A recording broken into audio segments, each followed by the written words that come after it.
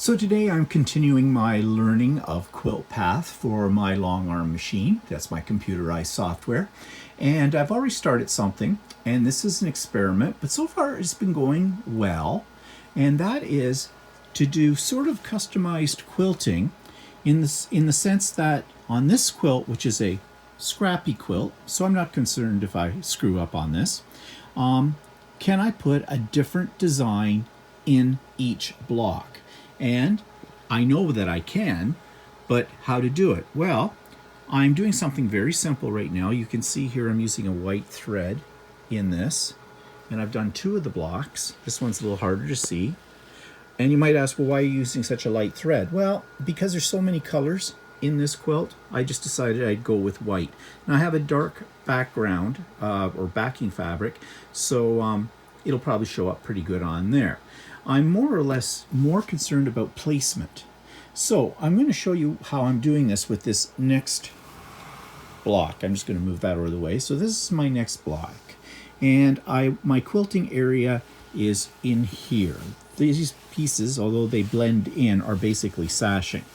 So I go to my screen, take out my stylus, select and sew, and I get to choose a pattern. So let's see, what would be an interesting pattern for this that I haven't used yet? Let's go with this one. We'll open that. And now it's going to ask me where to place it. Now I have selected 4 points. There's other ways to do this, but I've picked 4 points. So what I'm going to do is I'm going to move my machine to each one of these corners of the pattern within the block, and that's where I'm going to set it up. So I'm moving right now this to my first spot, and I'm going to put it right up here in the corner. I'm only giving it a little bit of space, and I'm going to come back over here and I'm going to hit this one. So it moved it over. Now I'm going to go to the top right corner, and I'm moving my machine to that, and it's right about there. Now I'm just eyeballing this, and I'm going to hit that spot.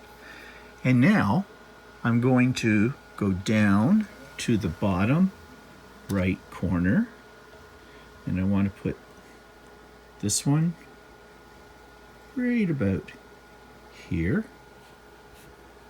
And the machine sort of wants to take off on its own, so okay, this is awkward.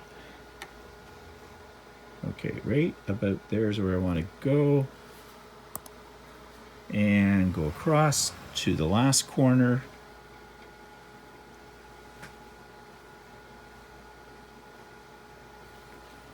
And hit that one. So now I have it placed. So what I'm going to do next is I'm going to go to Quilt,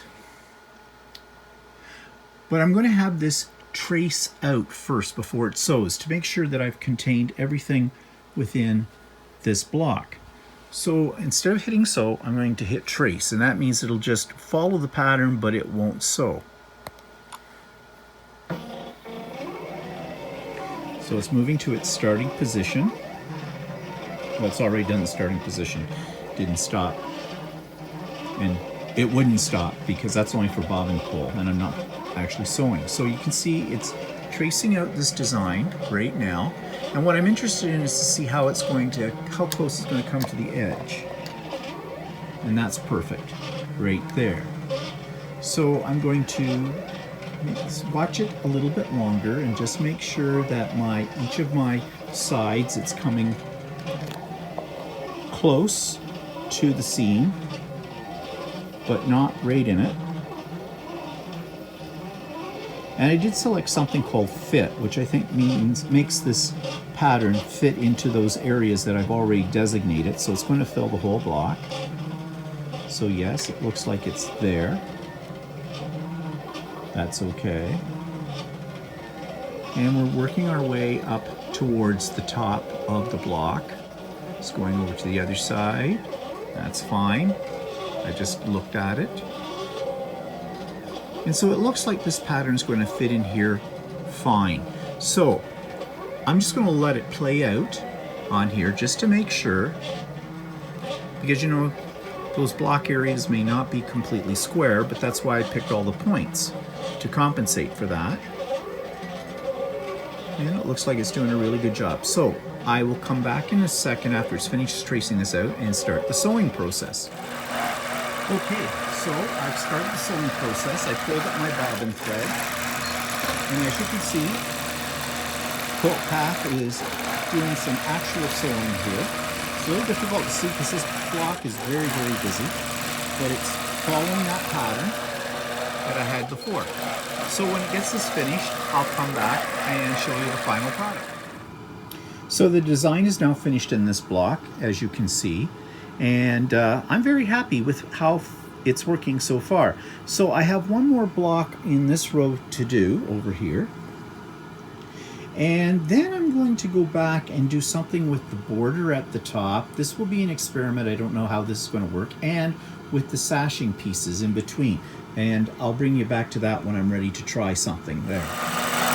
Okay, so now I'm quilting the border at the top of the quilt, and I don't know if I've done this correctly or not, but it's giving me the result that I want. So I'll show you right here as it looks on it.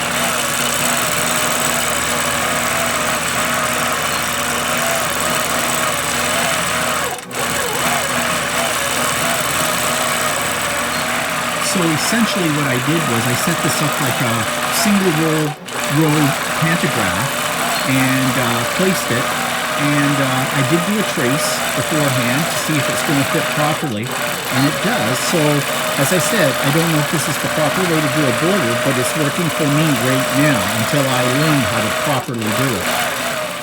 So now I'm fooling around with the sashing, and I put in a very simple feather design in this, and I'm kind of approaching this the same way I approached the top border as well.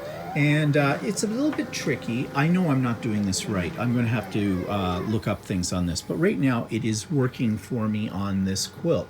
So I'm going to carry on with the sashing, and then I'm trying to decide what I'm going to do with this side border and how far down I can go, because I would probably have to do it in zones, but I don't think that's what I want to try. But anyways, we'll see what happens. So what I'm doing now is I'm doing the sashing, the horizontal sashing between the rows. And I had a little problem with my sizing over here. I got it off a little bit. I wanted it more in the center. So if you see here, I've got it right about perfect. It didn't go so well here. But this is only a practice quilt, so I'm learning as I go along. So right now, it's doing kind of a nice job with these feathers up this horizontal piece. So I'm now just stitching the final bottom border on here, and I've learned quite a bit about this process. One thing for sure, you have to make sure that your quilt is as straight as you possibly can get it on your long arm wrap. And yeah, when you're stitching your quilt too, you're piecing it, make sure your pieces are square. I had a lot of trouble placing things, especially in the sashings and in the borders, because these pieces are not straight. In fact, it's amazing how far out they are. But like I said, this was just a thrown together scrap quilt, and all I'm doing is putting the machine through its paces and trying to learn how this works. So yeah, there's a lot of mistakes in this quilt, a lot of problems with placement in different spots, but I did learn a lot about placement and all that kind of thing by doing this. So I will show you the final result of this, and this is definitely not a quilt that I would give to anybody. At best, this quilt is probably something that you might use outdoors to keep you warm on a chilly summer evening where, you know, you might be eating and drinking and you don't really care if you spill things on this. But anyways, I learned quite a bit from this experiment. Okay, so I've got it off of Lucy, and here's what it's looking like. It is a very small quilt, just a lap, and it is made up of wonky little scraps. I think I'll call it the wonky quilt, because everything on it is wonky, including the quilting. But I did this so that I could experiment with doing individual blocks on a quilt, and to figure out how to do sashing and to do borders as well. None of this is lined up well. The quilt itself, the blocks were all wonky. They were not lined up. And I never intended for this. This was something I threw together in one day, just grabbing a pile of scraps, putting it together because I didn't feel like doing anything else, and I just want to sew, but do some mindless sewing and use up some of my scraps. And so I've had the same attitude towards this as I was quilting it. So I'm not getting my knickers in a knot because things don't line up correctly. It was a learning experience. Now, the next time I do one, I'll know some things. And I think the most important thing for this is you need to make sure your quilt, as I said, is on your long arm. It is straight as you can get it, and that your piecing is very accurate and very straight. Your blocks have been squared up, because that'll make your life, I think, a lot easier from my experience with this one in terms of lining up all of your various blocks. But it just needs to be bound, and I am going to bind it. And as I said, it's basically a quilt that can be used just if you're sitting out, like we sit underneath our deck on a cool summer's evening or fall evening, and you just want to throw something on over your shoulders. This would be ideal for that because it's definitely a utility quilt, and it's not going to come apart because there's a lot of very dense quilting in this. And if I get something spilled on it, I'll just throw it in the washing machine. It's no big deal. So I'm going to take what I've learned from this and I'm going to apply it to my future quilts.